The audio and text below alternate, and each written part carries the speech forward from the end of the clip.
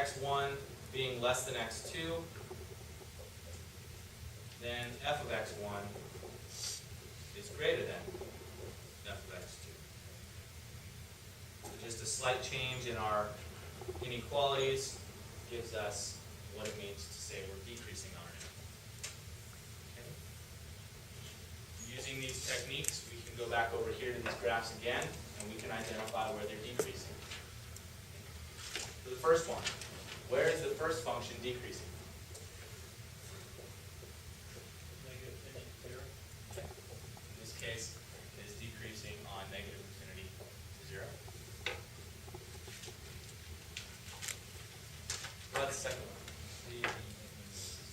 Second one, typically, there are a couple of ways you can do this. It's increasing on the whole interval, so it's decreasing nowhere.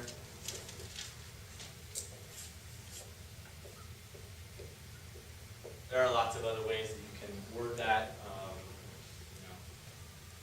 I would just say nowhere. Undefined. Not really, because undefined is sort of a word that we reserve to talk about specific aspects of analytical techniques. Like when we're talking about limits. Limits do not exist. Okay? When I'm talking about where a function is decreasing, to say it's decreasing does not exist. It just is not a logical sentence to use there. So I would say decreasing nowhere. I would probably stick to something along those lines and reserve some of those other phrases for other circumstances. And what about number 3? Number 3 decreasing? Negative infinity to 0. Okay. The last one decreasing on negative infinity to 0. Okay. So that leaves us with one sort of area missing on graph 3.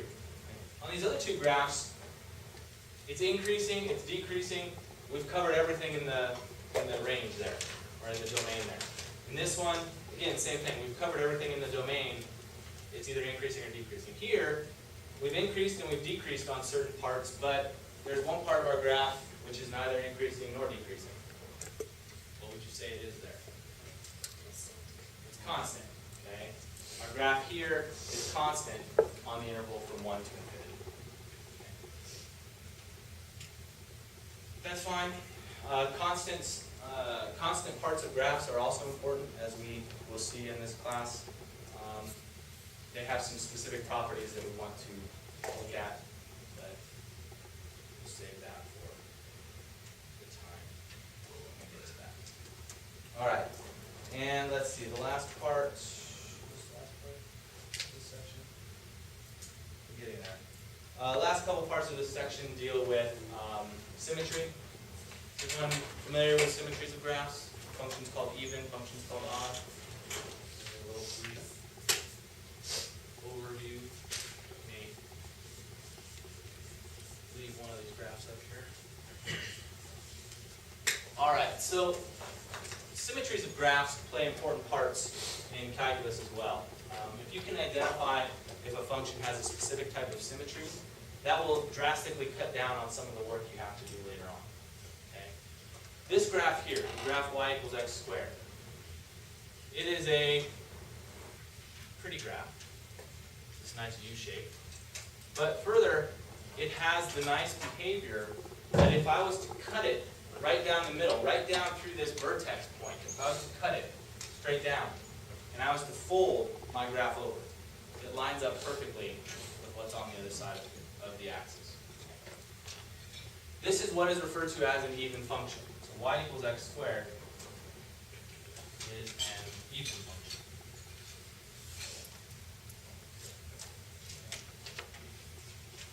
There are lots of other functions that are also even. Y equals x to the fourth is an even function.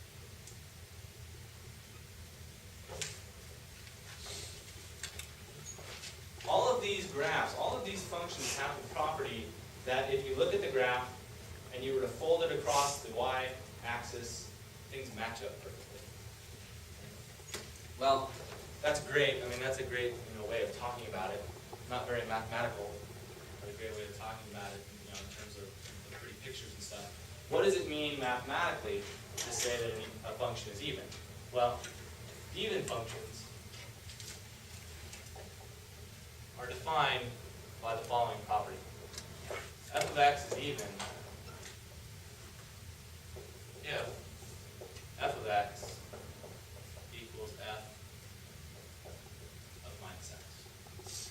If I can switch the x variable in the original equation, and I can replace it with negative x, and then simplify everything out, if I get back the same function, then that function is even. Using these over here as our example, if we take y equals x squared as our f of x equals x squared. If I take f of minus x, and again, I'm replacing x with minus x. So even though this is x squared, the x is being replaced. So I need to keep my parentheses here because the squaring goes on the whole input. So I square it like that. If I square something negative, what happens to the negative sign? It goes away. It vanishes by magic. Math is all about magic. Okay? And what we get out is our original function. Okay? All right, well, that's good. There's an even function. What other kind of functions are there? There's odd functions. Okay? What is an odd function? Well, an odd function, again, has a very nice graphic description. It's slightly different from the even one, which is why it's different. But some examples, we take a look at y equals x cubed. Y equals x cubed is an example of an odd function. The graph of that function looks something like this. There's the graph of y equals x cubed. Okay. Now, again, what kind of symmetry exists in this? What kind of changes can I make to this function and sort of line it up to get the exact same thing or get something similar out?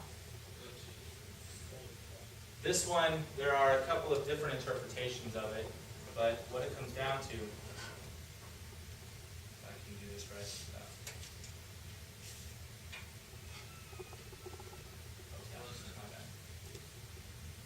all right, here we go. So, what you'll find with odd functions is that this is minus a cubed, minus a cubed. The behavior we get from this function can be interpreted in two ways. You have to fold it twice. You fold it once over the x and then once over the y. Sorry, once over the x, once over the y, and things match up perfectly. Or you rotate it.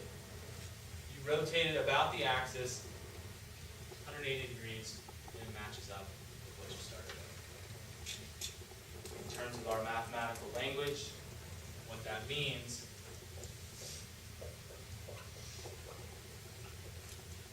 is that f of x is odd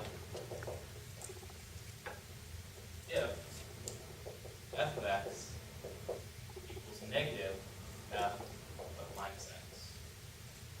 Or some people will write it minus f of x equals f of minus x. This is our definition of an odd function. All right. Time's up. Challenge for you over the weekend.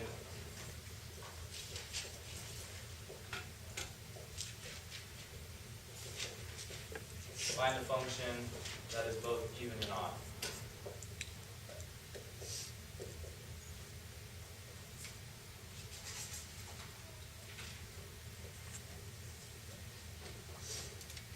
Challenge for the weekend. That is all for today. Have a pleasant day. Opening convocation is this morning at 11 o'clock up the messenger. Okay. I encourage you guys to go. There'll be a speaker there. All the faculty will wear their robes and stuff. So, we'll have fun. What's that?